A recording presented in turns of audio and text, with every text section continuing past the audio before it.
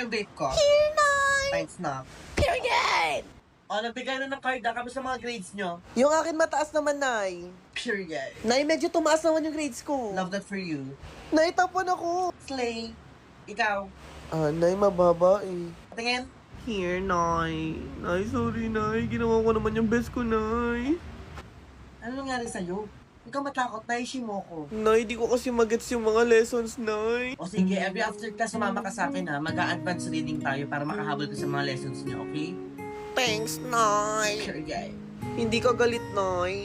Bakit naman ako magagalit? Naishim mo ko. May intindihan ko to.